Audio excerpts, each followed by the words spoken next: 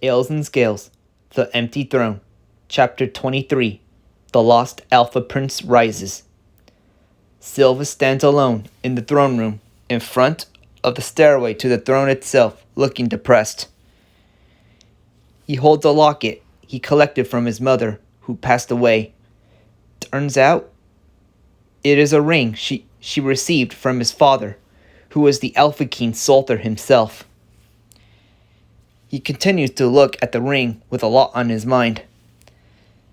Since his father is Sulthur, that means he is an Ultimar, heir to the throne above.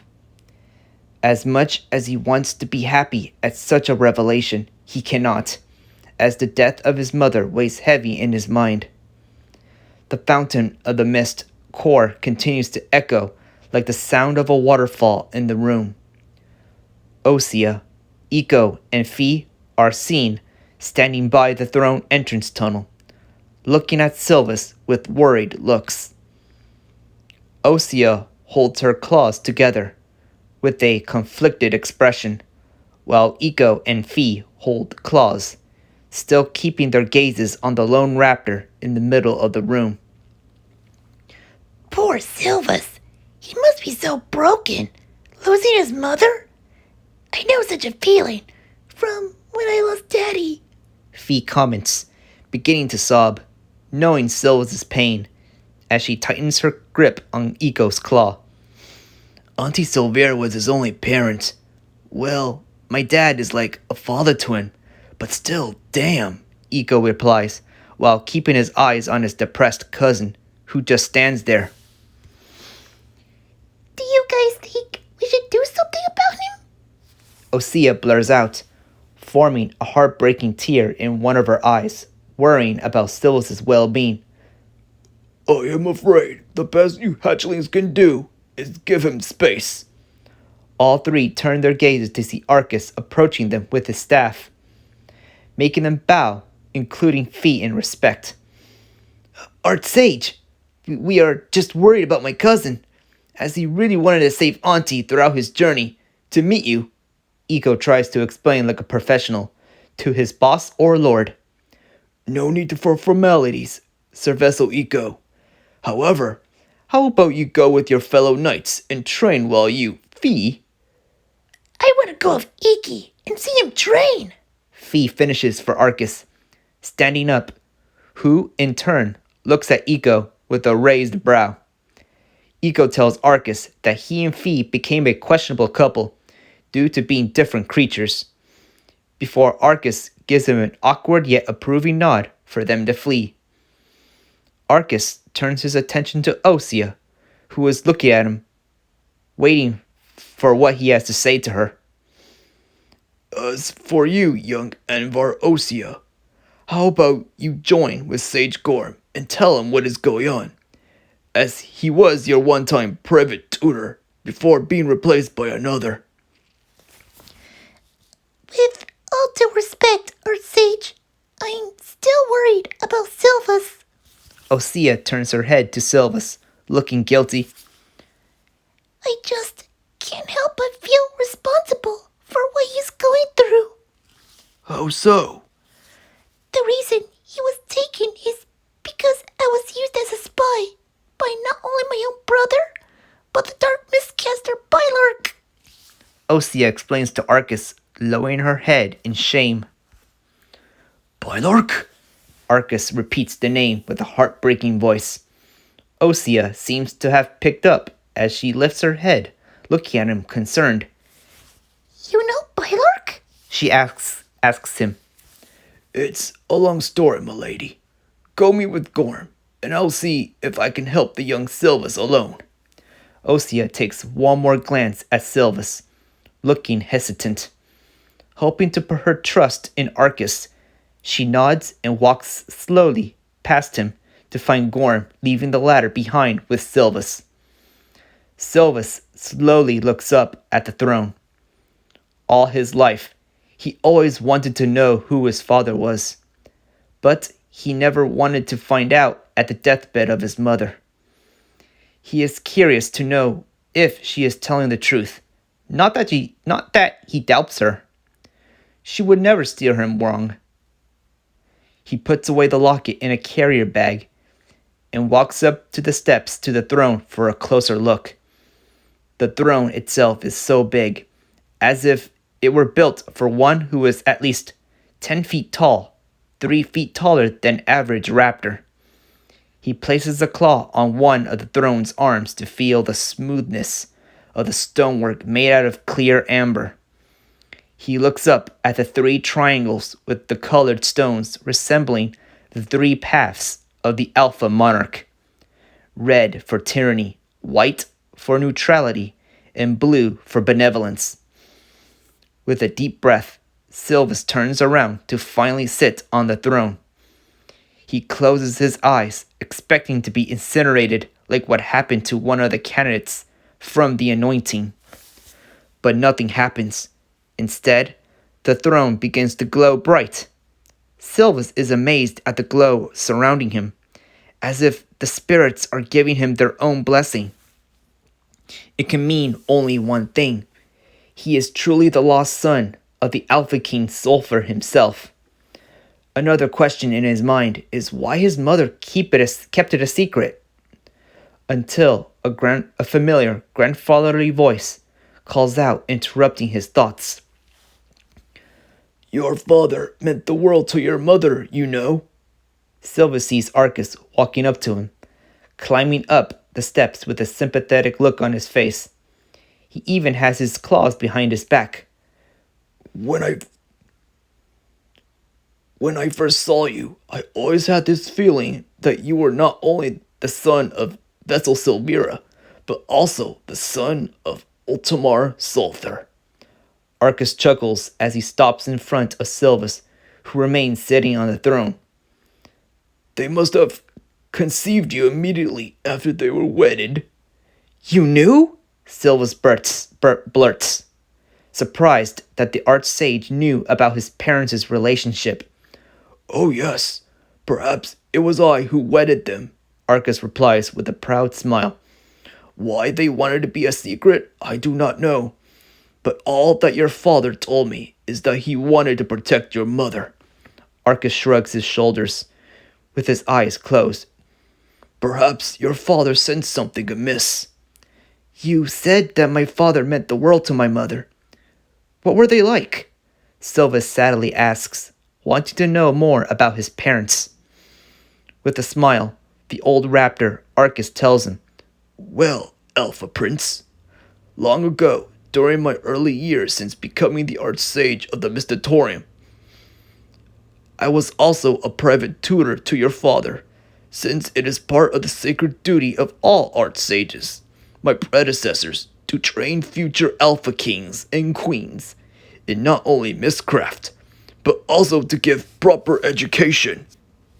Your father was a very bright lad with big dreams, always telling me that he hoped to be a great leader, just like how you wanted to be a great Beta Lord and a hero with the same optimism your mother used to tell me. Silvus feels himself getting red with an awkward smile, imagining his mother comparing him to his father. Turns out he inherited his positive optimism from his father. Arcus sure knows how to have this sense of humor by the way he chuckles at his reaction, continuing his story.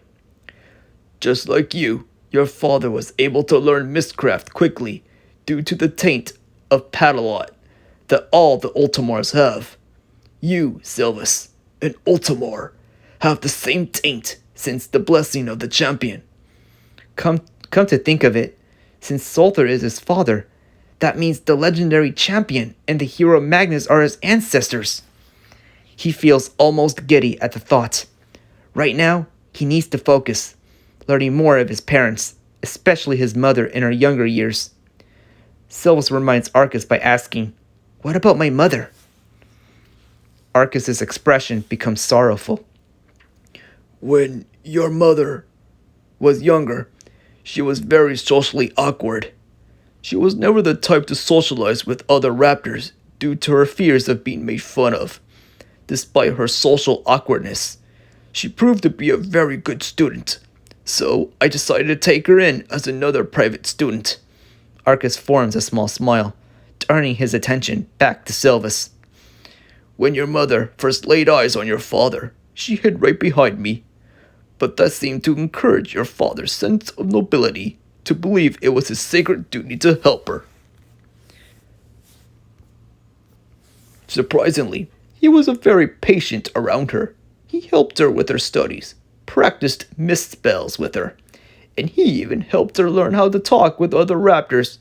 Yet your mother only wanted to be around your father.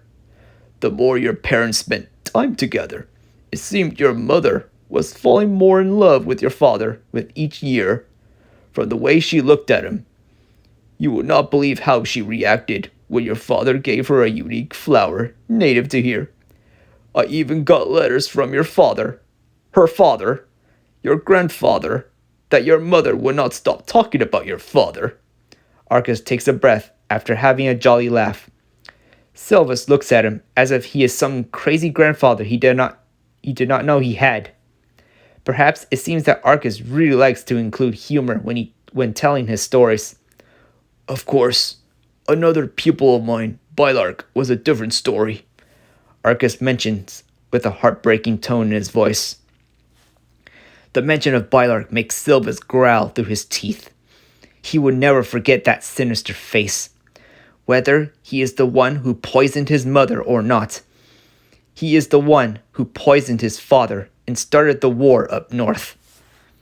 One thing for sure is that Silvus needs to stop him, as he promised his mother to save Avalonia. With a saddened face, Silvus turns to Arcus, asking him, "Is it true that my father was friends with Bylark?" I am afraid that is true, Arcus responds with a sigh. He proceeds to explain to Silvus that long ago, Bylark used to be a respected member of Clan Raspute, the Delta clan that owned the Emerald Mountain mines, wanting to be a great mistcaster for family business. Arcus further tells Silvus that Bylark showed great promise in mistcraft, to the point he wanted him to be his private student alongside his father, who in turn became great friends with Bylark, to the point of becoming spiritual brothers. He mentions the only time they would ever fight will be the topic of Omegas. The more Arcus speaks about Bylark, the more depressed he seems to be getting. Silvus senses that he must be getting to the point where things are getting dark. Yet Arcus does not stop, further explaining that one day, Bylark began to show signs of jealousy toward his father after each sparring session, where he would lose to him. So jealous that Bylark would eventually get seduced to dark mistcraft, where his father catches him in the act. The old raptor turns his gaze away from Silvus with one arm to his back, with a staff on the other. He concludes his story with a heartbreaking tear coming from his eye. Bylark was like another son to me. The day I had no choice but to expel him was the most heartbreaking choice I have ever made. As the Archsage, it is part of my duty to make sure no mistcaster abuses their power. Sometimes I feel responsible for his downfall. By the spirits, I could have prevented it. Arcus says no more, lowering his head in shame, believing himself to be guilty of Bylark's downfall. Silvus cannot help but feel bad for the poor old male. Raptors sure have this habit of hiding sensitive emotions in order to not feel weak. Then another question comes to mind. Silvus reaches into his bag to take out the dagger he carries. He calls out to Arcus, who turns his gaze to him. The former asks, "Do you know of this symbol? I believe Bylark is a part of this group who might be the ones responsible." Silvus shows the dagger for Arcus to examine. The reaction of the latter is complete shock with a gasp, grabbing it from Silvus's claw. Arcus looks at the dagger, specifically the purple skull symbol on the pommel. "Where did you get this?" the old raptor asks, eyes still glued on the symbol. "I got this from a crazed kobold princess who turns out to be working for them. I have been seeing this symbol among bandit camps and rebels. Back at Tricia, I read a book that explains it was used on a flag during the time of Second Silvus tries to explain, only for Arcus to grab his snout shut, looking at him very serious with frowning brows. With all due respect, Your Highness, we don't ever mention that period by name, Arcus tells him sternly before letting go of Silvus' snout. But you are telling me that you have been seeing this symbol? Silvus nods and tells him everything he knows connected to the symbol. The bandit groups, mysterious riders who tried to chase him, and a crazy kobold princess. He even tells him that he came across a dark mistcaster leading a rebel gang. Arcus is at a loss for words, looking horrified. He turns his gaze back to the dagger for a few moments and mutters, "This is worse than I thought." "Pardon?" Silvus asks, looking concerned. Arcus finally turns back to Silvus, looking serious. "During the past 24 winters, the other sages and I have been sensing dark mist growing around ever since your father died. Turns out our suspicions were right. This war is the work of dark mistcasters, organizing our downfall for the shadows." "Do you know who they are?" Silvus asks, wanting answers. He expects Arcus to know, since he is the Archsage. "I am afraid not. We were too busy bringing order in this Betadom, as well as trying to find a new Alpha King. We never had any time to look into it, yet we did keep our eyes out for anything out of the ordinary," Arcus claims, looking back at the dagger. Silvus gets into deep thought. Now that he knows there is a mysterious group of raptors in the shadows causing trouble, he must think of a way to stop them. One thing he does know is the first step in stopping them is to stop the war that is occurring above. He taps his chin, wondering where he can get more information, while Arcus continues to study the dagger. Then he remembers Eco telling him about Clara. "Where is Clara?" Silva stands up from the throne with a face of seriousness. Silvus follows Arcus and 2 royal guards across the palace dungeon hall in search of a mutual acquaintance. They stop around one cell to see Clara sitting on a stone bed by the wall on the left, with her arms tied up with mithril cuffs to keep her from using her powers.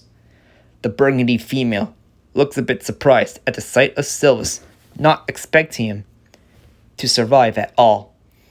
One of the guards uses a key to open up a cell to allow Silvus entry. Silvus enters the cell with caution, approaching the former headmistress, who in turn lowers her brows with a scoffing sound through her lips. You escaped. Here to gloat, are you, young boy? Clara is obviously mocking Silvus. The latter turns his head to see Arcus and the guards keeping watch, then back at her, looking a bit nervous. In truth, he has never interrogated a prisoner before.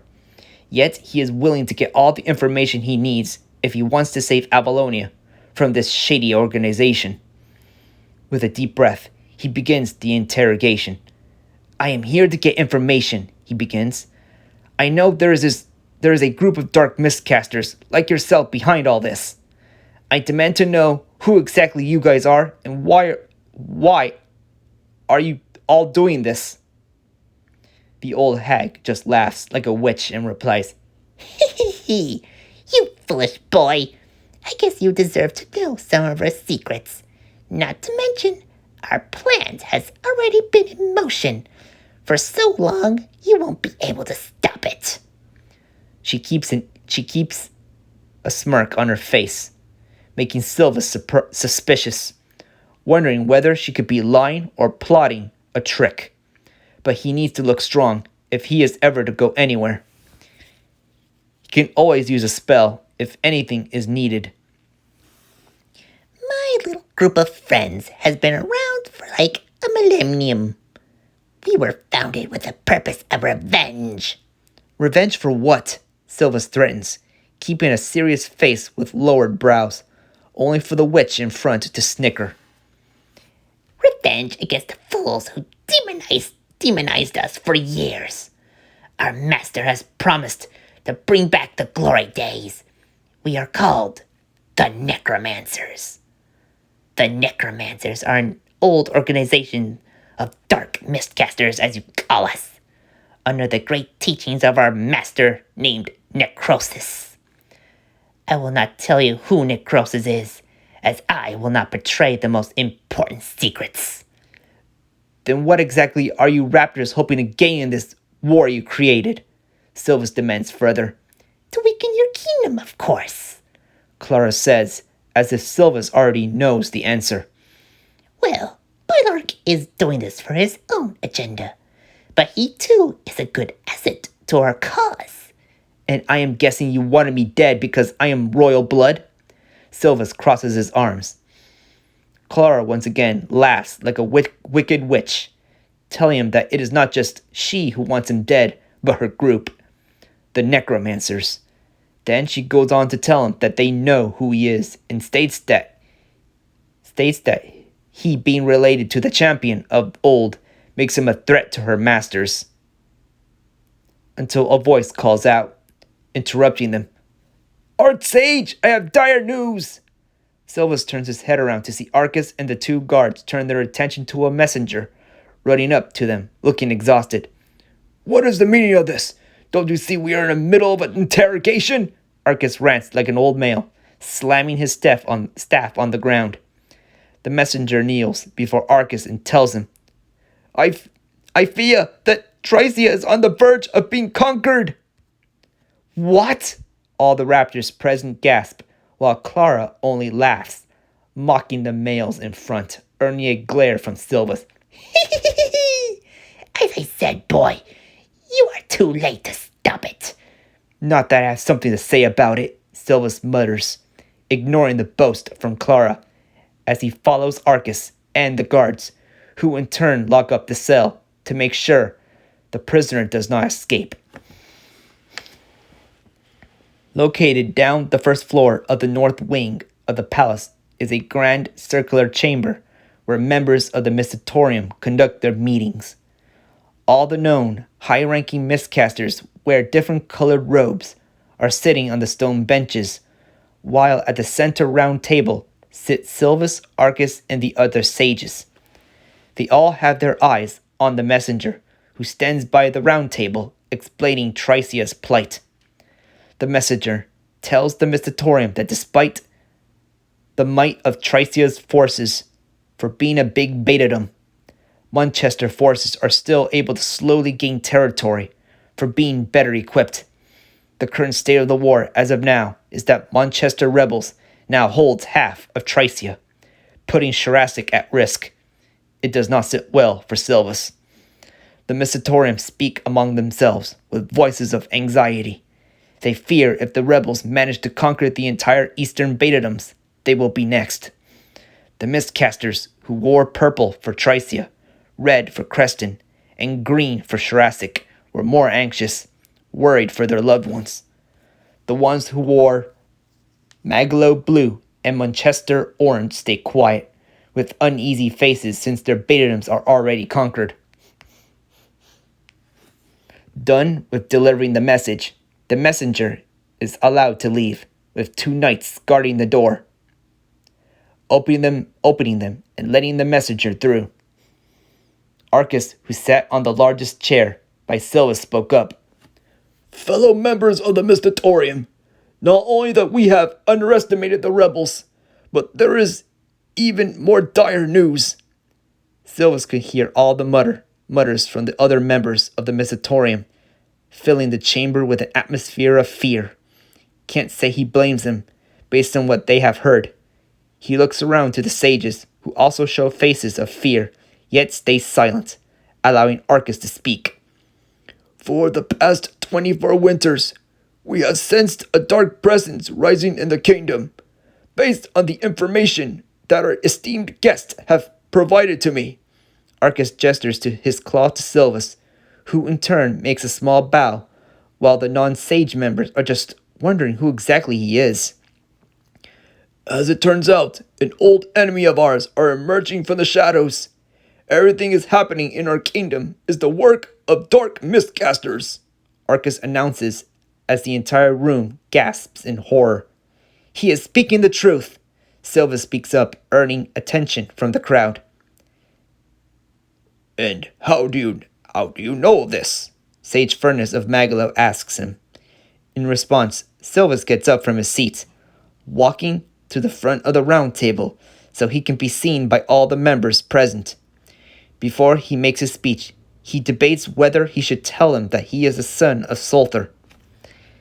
He decides to keep his birthright a secret for now, in order to avoid unwanted attention. He clears his throat and proceeds to address the Mitatorium with what he knows. To all who do not know me, I am Vessel Silvus, son of the late Beta Lady Vessel Silvira. I was forced out of my home by the same rebels who are taking over Tricia. To make my long story short, I was tasked with delivering an important package given to me by my mother, believing it to be the key to save the kingdom itself. While you all were distracted with finding a new ruler, I went on a journey, learning many secrets, coming across the bandits, rebels, and a hidden society. I can confirm that a group of dark mistcasters was behind this entire crisis. And what proof do you have, Master Silvus? Sage Ariella of Tricia questions, looking anxious as her representing Betadom is on the verge. Silvus reaches into his carrier bag to take out the dagger that Arcus returned to him, and shows to all the members the pommel, where they can see the familiar symbol. They all gasp in shock at the sight, except for Arcus, who has already seen it. I got this dagger from a crazed princess who was working with them. The same symbol you see here was used by the rebels. When I was in the Tricia Castle Library, I learned that this same symbol was used during the time of you-know-what. Upon interrogating the traitor Clara, I learned that a group of dark mistcasters call themselves the Necromancers. Not only were they responsible for the attacks, but they also were the ones who poisoned the Alpha King, knowing they could easily spread rumors about you guys to tarnish your reputation. By doing so, they have manipulated the Beta Lord, Envar Targan, to amass an army in order to further weaken the kingdom. Silvus did not expect himself to make such a speech. The way the Mystatorium speak to each other with faces mixed in fear and seriousness. It is a good start. Among the sages, Furnace gets up. And what do you think we should do, since you seem to have more knowledge on this issue? I say impressive, for a mere hatchling such as yourself. Believing this is his moment to shine, like a true hero, Silvus makes a proud smile. He straightens his posture and responds in glee. I say, we have turned a blind eye for too long. I will not lie. I spent most of my life stuck in a castle reading books, learning mistcraft, and as a first Delta, prepared for my set destiny to become Beta Lord. The reason I studied mistcraft in the first place was because I wanted to help my fellow Raptors. But it turns out I have an even greater destiny. I learned if I want to help Raptors, I did not need to learn only from a book or a classroom. I could help Raptors by using what I learned by literally getting out of there and doing something in the real world instead of sitting around a bedroom or reading in a library. I'll admit, politics is a really complicated subject to me. But I do know if we all sit around here doing nothing and letting the rebels win, it will be the Necromancers who are the true winners. And if the Necromancers win, we are about to see history repeating itself. We can't let that happen. So who's with me? Silvus raises his gloved claw up high in a fist, waiting for a response. The council chambers stand quiet. The members of the Mystatorium do not know how to respond. Arcus and the other claw listened to the entire speech. Then he gets off his chair and walks up to Silvus with a proud smile. The old raptor puts a claw to his shoulder and replies, Young Silvus, on behalf of the Mystatorium, I say you are right. We can't afford to let our old enemy win. Arcus turns around, facing the rest of the council, and announces, It is time to contact the royal army so we can send aid to our remaining allies. The entire crowd goes wild, giving Silvus a round of applause, booming with the sounds of clapping, filling the entire chamber. During the applause, Arcus leans towards Silvus's head and whispers why he had not told them of his connection to the royal family. The only response Silvus gives the old purple raptor is that they need to start focusing on the bigger picture instead of being distracted by politics. End of chapter 23. Please give me a like, a fave, a subscribe, and post any comments if you have any questions or speculations about my story. This is the Blue Dragon Studios. See you next time.